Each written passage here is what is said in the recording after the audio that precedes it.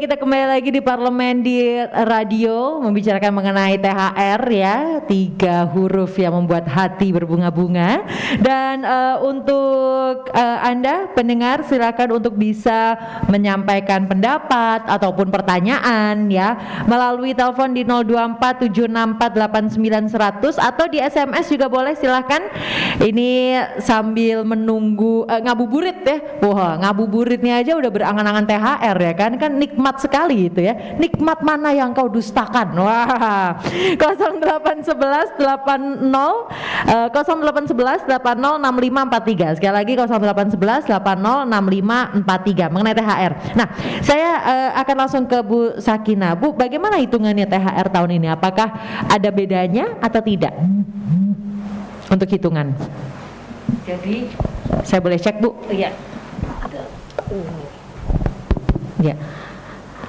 Jadi untuk pemberian THR itu pada karyawan yang bekerja full 12 bulan atau lebih diberikan tunjangan hari raya sebesar 1 bulan gaji. Ya.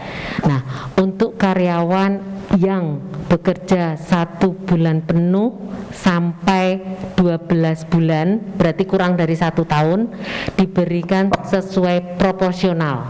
Proporsional berarti berapa masa kerjanya itu, berapa bulan dibagi 12 kali 1 bulan gaji.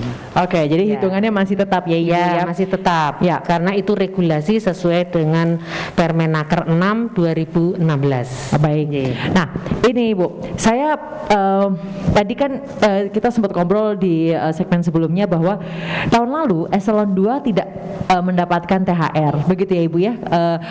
Karena memang pada saat itu kalau tidak salah anggaran semua fokus untuk penanganan COVID-19. Nah, apakah artinya sekarang keuangan negara lebih aman atau porsi dari untuk penanganan COVID-19 itu berkurang begitu karena akhirnya sekarang semua eselon bisa dapat THR?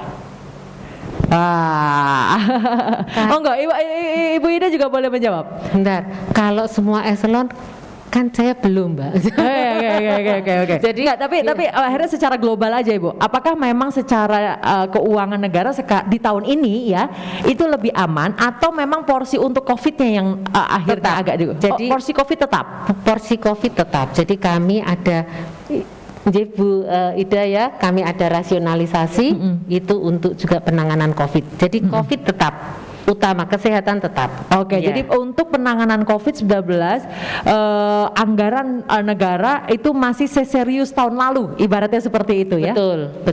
Oke. Buktinya ada rasionalisasi. Oke, Ya. artinya tapi memang ada anggaran untuk THR sendiri begitu ya. Jadi ini tidak saling mempengaruhi karena kan kalau yang tahun lalu kan artinya itu saling mempengaruhi. Anggaran COVID, anggaran penanganan COVID mempengaruhi THR begitu ya Ibu ya. Monggo Ibu Ida kalau mau menambahkan. Paling tidak untuk tahun lalu itu kan memang suasana kita itu dalam suasana yang kita terkaget semuanya ya, termasuk anggaran. Jadi mengalami kontraksi yang luar biasa begitu ya, termasuk dalam anggaran itu. Nah, sehingga anggaran pun akhirnya karena kita mengalami ledakan di awal-awal tahun, sehingga banyak anggaran yang direfokuskan dalam kondisi yang mendadak begitu. Nah, tentu dalam perjalanan 1 tahun ini akhirnya pemerintah kan sudah bisa mengikuti irama itu, mengikuti irama tentang perjalanan COVID dan juga penanganannya, termasuk sudah disiapkan juga anggaran untuk penanganan COVID dan juga anggaran-anggaran yang lain yang itu harapannya tidak mempengaruhi ya, ataupun kalau mempengaruhi itu sedikit, artinya memang sudah dialokasikan anggaran untuk penanganan COVID itu sudah dialokasikan. Kalau mungkin yang tahun lalu kan belum begitu dialokasikan sehingga betul-betul mengalami kontraksi yang luar biasa. Oke, jadi bedanya yang tahun ini bisa lebih rapi untuk pos-posnya begitu ya. Itu kira-kira. Kami tambahkan Mbak Nisa, yang pasti di tahun lalu itu untuk eselon 3 ke bawah tetap menerima tunjangan hari raya Lebaran. Oke. Jadi itu yang penting. Nah, kenapa eselon 2 enggak di tahun lalu? Karena merasa bahwa eselon 2 itu kan udah mampu jadi nggak usah diberikan dulu semuanya untuk COVID. Oke. Nah, bagaimana akhirnya pemerintah provinsi dalam hal ini Disnaker Trans ya Ibu ya bisa memastikan perusahaan-perusahaan itu mematuhi surat edaran ini?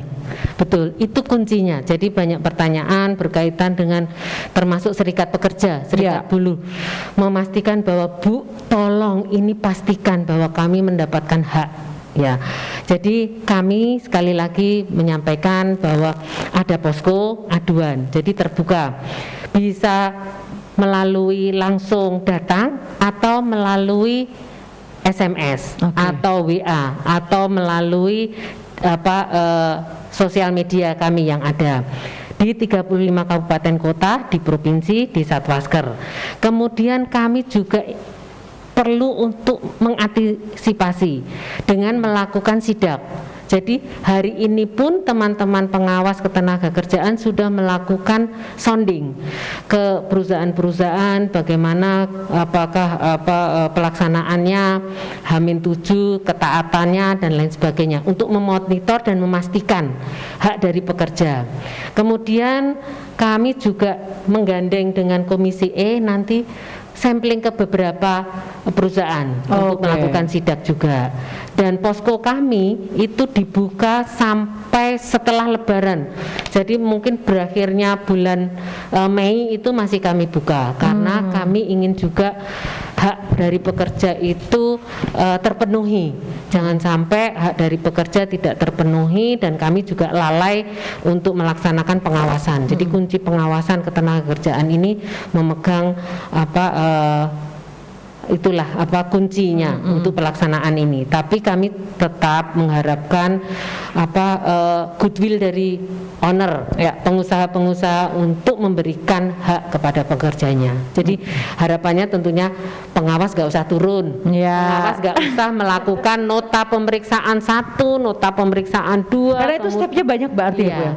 Terus kemudian juga ada sanksi administrasi yang kemudian kami laporkan ke gubernur, ke bupati, wali panjang ya Ibu ya. Ya, karena sanksinya kan macam-macam, ada sanksi nanti tertulis, kemudian ada pembekuan usaha. Nah, jangan sampai seperti itu. Jadi makanya kami mengharapkan himbauan ini di media ini cukup strategis untuk menyampaikan informasi, berikanlah hak dari pekerja sesuai dengan regulasi yang ada. Jadi H-7 para pekerja bisa menikmati THR-nya. Wah, ini harus mengungkit ekonomi, perekonomian. Jawa Tengah kan kemarin masih minus, harapannya naik ya Bu ya. Naiklah gitu ya Bu, paling perlahan gitu Bu naik. Itu harusnya tadi statement Ibu direkam oleh seluruh karyawan di Jawa Tengah ya.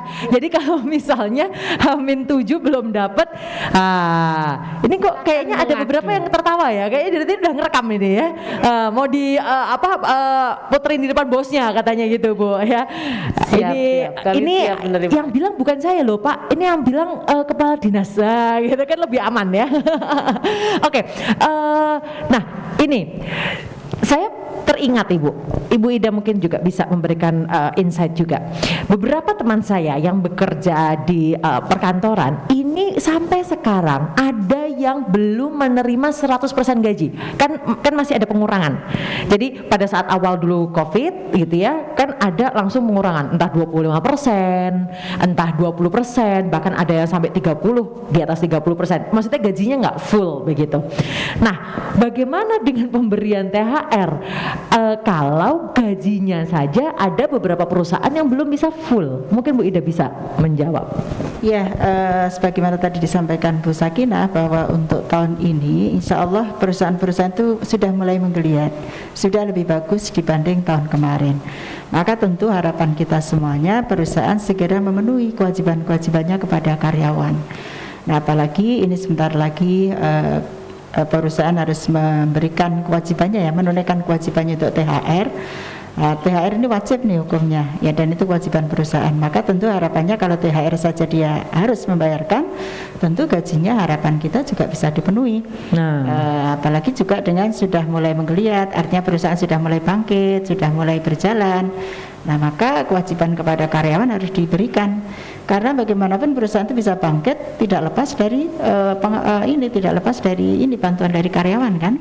Yang karyawan bekerja dengan sungguh-sungguh sehingga mampu membangkitkan produksi, yang akhirnya juga bisa melakukan kegiatan-kegiatan keluar. Nah, ini tentu harapannya hak-hak karyawan itu betul-betul diperhatikan, begitu kira-kira. Jadi harusnya ini gaji udah mulai full ya Ibu ya? Harusnya seperti itu. Iya. Adakah aduan yang terkait mengenai hal ini Bu? Ya, jadi kami melakukan pendataan juga bersama dengan pengawas ketenagakerjaan dan memang menunjukkan bahwa sektor pariwisata, retail itu masih terganggu. Tetapi di sisi lain padat karya, aparel, kemudian clothing, alas kaki itu luar biasa mengeliat. Kami mendapatkan informasi karena kami juga ke Sragen, ke Klaten, ke beberapa industri-industri, mereka itu malah mendapatkan tambahan order karena buyer yang selama ini di Vietnam, di India, di Sri Lanka itu lockdown. Nah, untuk memenuhi buyernya kemudian beralih ke yang ada di Indonesia, yang ada di Jawa Tengah, yang tadinya line-nya misalnya 15 line untuk mesin-mesin, ternyata tambahan order ada yang 20 dan lain sebagainya. Nah, ini kita juga membuktikan Mbak Nesya, kami itu ada aplikasi Emakaryo. Emakaryo. Ya, aplikasi menjembatani antara pencari kerja dengan pemberi kerja. Bu, nanti kita bicara tentang Emakaryo ya, dan bagaimana akhirnya efeknya di tenaga kerjaan di Jawa Tengah. Tapi setelah yang satu ini jangan kemana-mana, tetap di Parlemen di Radio.